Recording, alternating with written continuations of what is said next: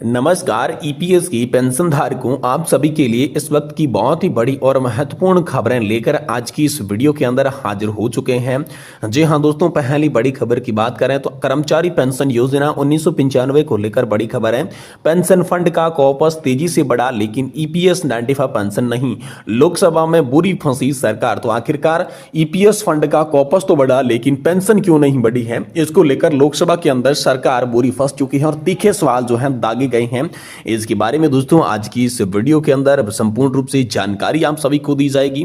साथ ही साथ दोस्तों बात करने वाले हैं यहां पर ईपीएस 95 मिनिमम पेंशन को लेकर हम सभी के लिए बड़ी खबर आ रही है। देशव्यापी हड़ताल का फैसला लाखों लोगों के जीवन का है सवाल। तो दोस्तों कैसे लाखों लोगों को फायदा मिलेगा और देशव्यापी हड़ताल का क्या फैसला लिया गया है और मिनिमम पेंशन को लेकर क्या बड़ी खबर आई, इसके बारे में भी दोस्तों आज की इस वीडियो के अंदर बात करेंगे। साथ ही साथ बात करने वाले हैं ईपीएस 95 पेंशन को लेकर पेंशन भोगियों के समर्थन में विपक्ष के सांसद आए सामने, कहा न चैन से सोएंगे और न ही एनडीए सरकार और ईपीएफओ को चैन से सोने देंगे। तो इसके बारे में भी आज की इस वीडियो के अंदर बात करेंगे। साथ ही दोस्तों पीएफ इंटरेस्ट रेट को लेकर बड़ा अपडेट निकल कर आ रहा है। 7 करोड़ पीएफ खाता धारकों के लिए खुशखबरी है। ईपीएफओ खातों में जमा हुआ ब्याज का पैसा, तो आखिरकार ब्याज का पैसा सभी के खाते में किस तरीके से जमा हुआ है, इसके बारे में बात करेंगे। और अंत में दोस्तों बात करने वाले हैं ईपीएस 95 के सफल आंदोलन के बाद केंद्रीय श्रम मंत्री और साथ ही कर्मचारी भविष्य निधि संगठन के साथ हुई उच्च स्तरीय बैठक से आप सभी पेंशन धारकों के लिए बड़ी खबर निकल कर सामने आ रही है। तो आखिरकार उच्च स्तरीय बैठक से आप सभी के लिए क्या बड़ी खबर निकल कर आई, इसके बारे में भी आज की इस वीडियो के अंदर बात करेंगे। इसीलिए सभी पेंशन धारकों से निवेदन करते हैं कि दोस्तों आज की इस वीडियो को आप लास्ट तक देखिएगा। साथ ही हमारे चैनल पर पहली बार विजिट कर रही हैं तो दोस्तों चैनल को सब्सक्राइब करने के साथ साथ घंटी के बटन को ऑल पे जरूर सेलेक्ट कर लें ताकि आने वाले समय में पेंशन और पेंशन धारकों से जुड़ी हर बड़ी खबर सही सटीक और तथ्यों पर आधारित आप सभी को सबसे पहले देखने को मिल सके। तो चलिए दोस्तों बिना किसी देरी की आज की इस वीडियो के अंदर पेंशन से जुड़ी तमाम बड़ी खबरों को जान लेते हैं। जी हाँ दोस्तों, पहली बड़ी खबर की बात करें तो पेंशन फंड का कॉर्पस तेजी से बढ़ा लेकिन ईपीएस 95 पेंशन क्यों नहीं बढ़ी है, इसको लेकर सरकार यहाँ पर लोकसभा के अंदर फंस चुकी है। कोल्हापुर के सांसद छत्रपति साहू महाराज ने मांग की है कि ईपीएस 95 के तहत सेवानिवृत्त कर्मचारी की पेंशन 9,000 रुपये प्रतिमाह किया जाए। भविष्य के लिए महंगाई निर्देशों से इनको जोड़ा जाए। महंगाई से पेंशन सुरक्षित नहीं है। इसके अलावा पिछले 10 वर्षों में 1 रुपया भी नहीं बढ़ा है। सरकार का ध्यान इस ओर उन्होंने आकृष्ट किया। देश भर के 75 लाख सेवानिवृत्त ईपीएस 95 योजना के अंतर्गत जो संबंधित है पेंशन धारकों की हालत जो है वो दयनीय है। उन्हें कम से कम 1451 रुपए का सेवानिवृत्ति वेतन दिया जा रहा है। घरेलू गैस सिलेंडर की कीमत भी यहां पर 1200 रुपए है। तो इस स्थिति में औसतन 1451 रुपए की पेंशन से वो अपना कैसा गुजारा करेंगे, इसको लेकर दोस्तों आप सभी के लिए बड़ी खबर निकलकर सामने आई है। साथ ही साथ दोस्तों ईपीएस 95 मिनिमम पेंशन को लेकर आप सभी के लिए बड़ी खबर आई है। देशव्यापी हड़ताल का फैसला किया है जिससे लाखों लोगों के जीवन यानी कि लाखों पेंशन भोगियों को यहां पर फायदा मिलेगा। तो चलिए जानते हैं। देखिए ईपीएस 95 राष्ट्रीय संघर्ष समिति यानी कि एनएससी ने कहा है कि अगर उनकी मांगे पूरी नहीं हुई तो देशव्यापी हड़ताल करेंगे। एनएससी औद्योगिक, सार्वजनिक, सहकारी और निजी क्षेत्र के सेवानिवृत्त कर्मचारियों का प्रतिनिधित्व करती है। एनएससी के अध्यक्ष कमांडर अशोक रावत ने सेवानिवृत्ति में बताया कि पेंशन भोगी वर्तमान में बहुत ही कम पेंशन के कारण संकट पूर्ण परिस्थिति में जी रहे हैं और अपनी गरिमा को लगातार खोते जा रहे हैं। तो पेंशन भोगियों की प्रमुख मांगे उन्होंने सामने रखी जिसमें मूल पेंशन 7,500 रुपए मासिक यानी कि महंगाई भत्ते के साथ पेंशन को 7,500 रुपए करने की मांग की।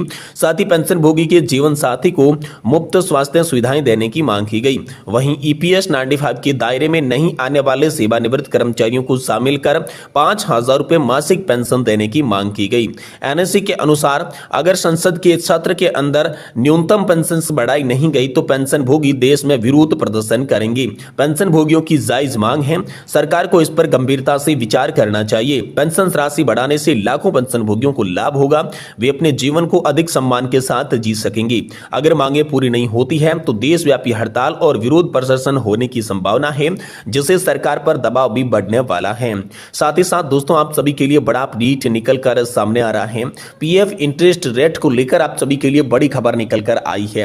केंद्र सरकार ने ईपीएफओ के खातों में 8.25% की ब्याज दर देना शुरू कर दिया है। सभी खाता धारकों को जल्द ही ब्याज मिलने वाला है। हालांकि पीएफ खाता धारकों में सभी के अंदर ब्याज की राशि पूरी तरीके से ट्रांसफर नहीं की गई है, लेकिन प्रक्रिया जो है वो प्रगति पर चल रही है। इस फैसले का लाभ देश के करोड़ों नौकरी पेशा लोगों को मिलेगा जिनकी सैलरी से पीएफ कटता है।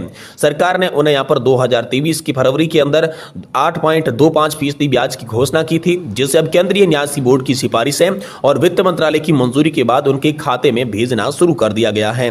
तो दोस्तों यहां पर ईपीएफओ ने अब तक 23 लाख से भी अधिक दावों का निपटारा कर लिया है और 9,260 करोड़ रुपए की राशि जो है वो वितरित कर दी है। इस ब्याज दर की गणना ईपीएफओ की लोन और इक्विटी निवेश से प्राप्त आय के आधार पर की गई है। हालांकि अभी तक ब्याज की राशि जमा करने की प्रक्रिया पूरी तरीके से समाप्त नहीं हुई है, लेकिन ईपीएफओ ने आश्वासन दिया है कि जल्द ये काम पूरा आप सभी के लिए कर लिया जाएगा।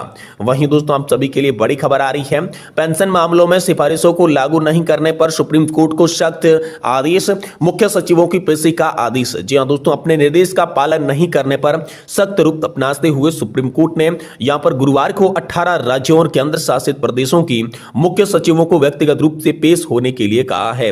शीर्ष अदालत ने उन्हें यह बताने के लिए कहा है कि उन्होंने न्यायिक अधिकारियों को पेंशन बकाया और सेवानिवृत्ति लाभों के भुगतान में दूसरे एजेंसियों की सिफारिशों को क्यों लागू नहीं किया है।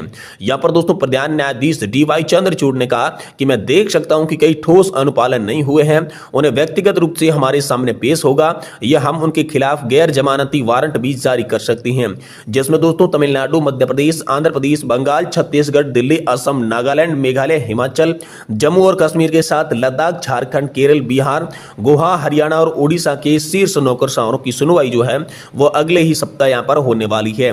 इन अदालत ने जब न्याय मित्र के रूप में अदालत की सहायता करें और वरिष्ठ वकील की पेशेवर की पीठ को बताया कि कई बार आदेश जारी करते समय दिए जाने के बावजूद भी 18 राज्यों और केंद्र शासित प्रदेशों ने आज तक SNJPC की सिफारिशों को पूरी तरीके से लागू नहीं किया, इसीलिए उनकी यहां पर पेशी बताई जा रही है।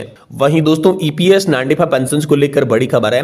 पेंशन भोगियों के समर्थन में विपक्ष की सांसद आई, कहा कि न तो चैन से सोएंगे और न ही एनडीए सरकार और कर्मचारी भविष्य निधि संगठन को चैन से सोने देंगे। जी हां दोस्तों, EPS 95 7,500 रुपए पेंशन करने, पत्नी को मेडिकल सुविधा और अन्य मांगों के लिए पेंशन भोगी के आंदोलन को सांसदों का समर्थन मिल रहा है। देश की सेवा करते हुए रिटायर्ड हुए पूर्व कर्मचारियों की मांग है कि उनकी पेंशन बढ़ाई जाए। 1,000 रुपए की न्यूनतम पेंशन मिल रही है, जिसको 7,500 रुपए करने की आवाज उठाई जा रही है। इसी में दोस्तों पेंशनर्स तपन दत्ता का कहना है कि Akhil Bharatiya national agitation committee राष्ट्रीय संघर्ष समिति की अध्यक्ष कमांडर अशोक रावत एवं राष्ट्रीय महासचिव इंजीनियर वीरेंद्र सिंह राजावत की टीम ने ऐलान किया है कि 27 प्रांतों के पदाधिकारियों की सक्रिय सदस्यता और सेवानिवृत्ति पेंशन से तन मन धन लगाकर जो है दिल्ली के अंदर एक बार फिर से जन आक्रोश व्यक्त करने का समय आ गया है, जिसमें विशाल धरना प्रदर्शन किया जाएगा, जिसमें दोस्तों यहां पर पेंशनर्स का संगठन, ताकत, पेंशनर्स की एकता, संख्या बल के आधार पर विपक्ष के यहां पर 12 सांसदों ने यहां पर जंतर मंतर पर आंदोलन करने और 4 सूत्रीय मांगों का समर्थन करने की बात कही है, जिसमें 7,500 रुपए की पेंशन, महंगाई भत्ता, पति पत्नी का मेडिकल सुविधा, पेंशन से वंचित सेवानिवृत्त कर्मचारियों को मिनिमम 5,000 रुपए प्रतिमाह पेंशन और सुप्रीम कोर्ट के आदेश का पालन बिना किसी भेदभाव के किए जाने का समर्थन कर दिया है। और इसी के बाद दोस्तों आप सभी के लिए कर्मचारी भविष्य निधि संगठन और श्रम मंत्री के साथ एक उच्च स्तरीय बैठक हुई है, जिसमें पेंशन भोगियों की मांगों का समाधान करने का आश्वासन दिया है, जिससे इस आंदोलन को एक बार फिर से टाला जाने का यहां पर प्रयास किया जा रहा है। कई सांसदों और मंत्रियों ने भी इसका समर्थन दोस्तों व्यक्त कर दिया है। जी हां दोस्तों, आप सभी के लिए EPS 95 की प्रतिनिधित्व के साथ डॉक्टर मनसुख मांडविया ने एक बैठक आयोजित की, जिसमें समस्याओं को गंभीरता से हल करने का आश्वासन दिया। उन्होंने पेंशन भोगियों को बताया कि प्रधानमंत्री और अन्य प्रमुख नेता उनकी समस्याओं के लिए प्रतिबद्ध हैं और उन्होंने आंदोलन को वापस लेने का आग्रह किया, जिस पर कमांडर अशोक रावत ने सहमति जताई और आंदोलन को एक निश्चित समय तक टालने का आह्वान आप सभी के लिए यहां पर कर दिया है। तो ये बड़ी खबर हाल फिलहाल में आप सभी पेंशनधारकों के लिए निकल कर सामने आ रही है।